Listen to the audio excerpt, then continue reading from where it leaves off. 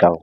Wewe ni mtoto wa hapa na unatakiwa hili swala ulibebe kwa uzito. Yaani kuremanya uzito.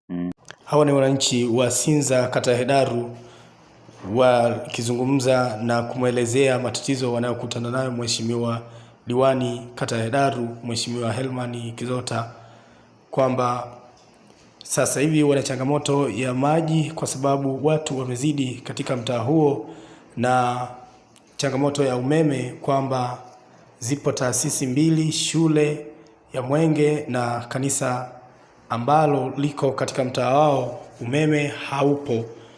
Ndio wanamwelezea Mheshimiwa Diwani ili apate kuwasaidia wananchi hao na kumwomba wao yeye apate kuwasaidia changamoto hiyo wanaitatuaje, au na yeye anaitatuaje.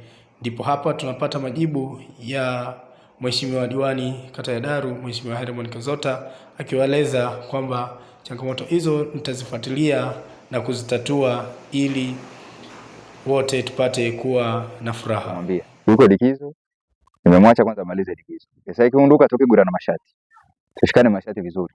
Sasa hivi hata nikimpigia simu yuko likizo na ni haki yake kwa mujibu wa taratibu na kisheria, namwacha tu. Kwa hiyo naye nasubiri arudi ili tuwaambie. Bwana sasa niwaambieni kitu, lazima tuzunguke kote. Juzi kwenye kikao wakati pia tulizungumza kuhusu vitongoji vitano ambavyo havina umeme kabisa.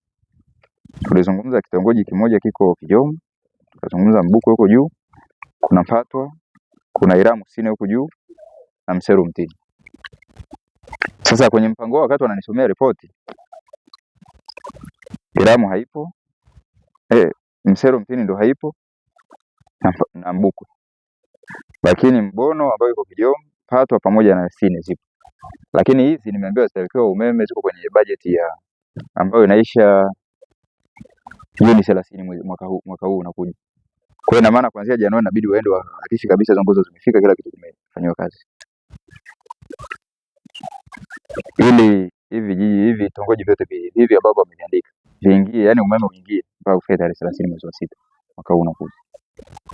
Alafu hivi ambavyo havipo waniambie kwamba kwa nini alipo wakati ulikuwa kwenye taratibu tangu. Wakati huo alipata fursa mchungaji wa kanisa la International Evangelist Church Pastor Godson Dhahabu kuelezea namna ambavyo wanahangaika kuleta umeme. Kwa tulipokwama tukatoka tukaenda kwa manager wa wilaya.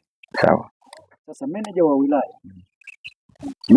wa wilaya ndiye akasema kateni kati. Sawa. Kwanza akatuambia cha kwanza shule na kanisa ndizo taasisi hazina mjadala. Ni kweli.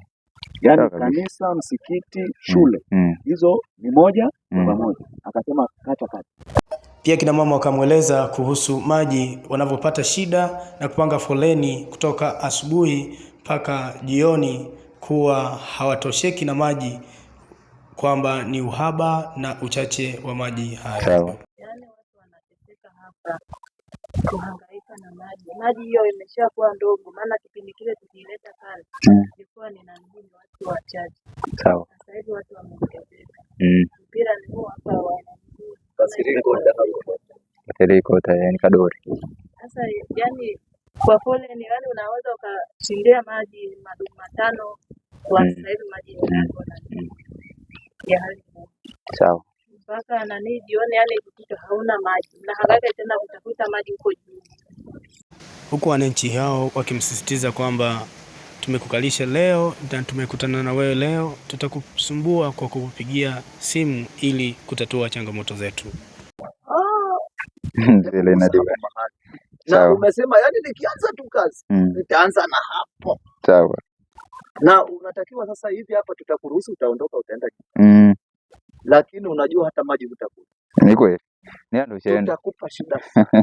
Ndio shida. Mpaka tuhakikishe hapa mahali yani pamekuwa nani. Umezaliwa hapa lazima uonyeshe mfano nyumbani kwenu.